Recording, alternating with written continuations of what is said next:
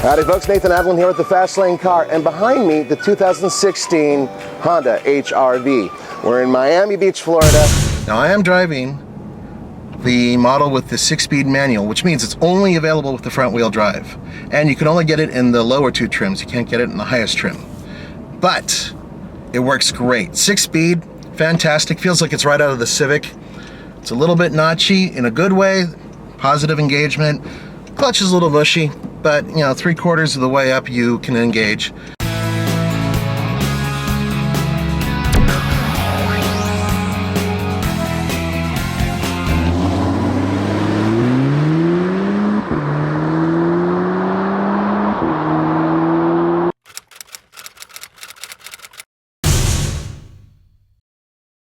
It drives good. It drives like a Honda Fit with more power. That's the first thing. But on the highway, they did a really good job with sound deadening. It actually feels like a more expensive vehicle. When you go over bumps, you don't really hear them very much. And when you do, they had to be really big. The suspension soaks up the bumps beautifully. There is pretty good feedback from the steering in terms of knowing where your wheels are, but there's very little feedback in terms of knowing what your wheels are doing. So it's very easy to point and shoot, but, well, it's not a sports car. But with that being said, when you get the 6-speed manual, like the one I'm driving right now, it's actually pretty frisky. You gotta lay into it. The 2016 Honda HR-V comes with a 1.8-liter 4-cylinder engine. It's mated with a continuously variable transmission. Also it comes with a manual transmission available on the front-wheel drive models. This car feels a lot more sophisticated than its $20-ish thousand price tag would indicate. They're going to start the car at around just under 20. The Honda HR-V crossover, as you can see, has plenty of room for second-row passengers, as the wheelbase is very similar to the CR-V.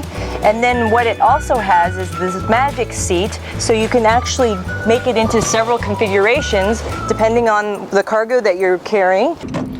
It communicates well. It's a little sporty for a little guy like this.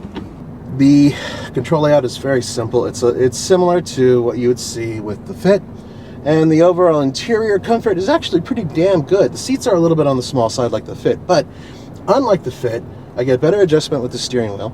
I get more adjustment with the seat itself, and granted, there's not gobs of headroom. If I was roaming with 4 inches of hair on the top of my head, I'd probably rub against the sunroof area here, but for the most part, it's actually very comfortable.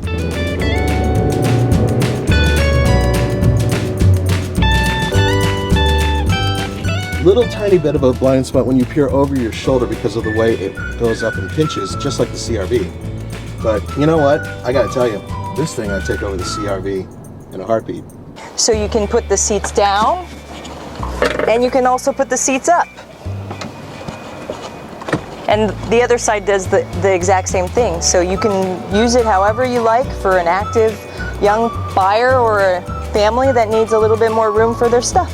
The Magic Seat comes in a 60-40 split.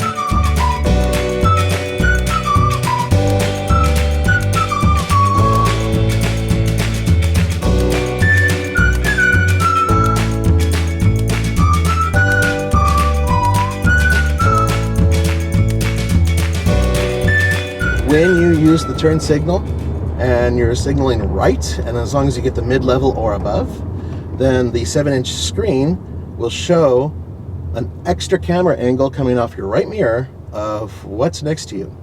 And the reason why they only do it with the right mirror, not the left, is because your head is already turning right. So when you're turning right and you hit your turn signal, you're going to see the screen and you're going to see the mirror over there, thus helping see who's in the right of you. Which is interesting because when you think about it, not too far back, there were cars that they sold in America, including Honda, that didn't have a right mirror when you got the base model.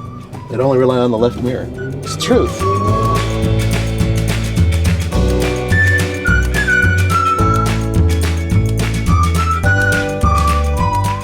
Don't forget, we're going to get this baby up to Colorado eventually and really put it through its paces.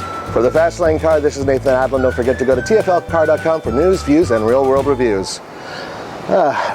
Time to go to the beach.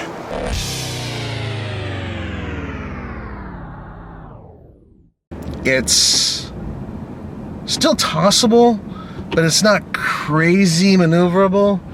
There's something about that CVT that seems to kind of mellow things out. Now, I don't mean that in a negative way whatsoever. I'm just saying that it's much more mature than you might think, especially when you come out of the manual and you walk into the CVT. So it's a good setup. Good catch, Nathan.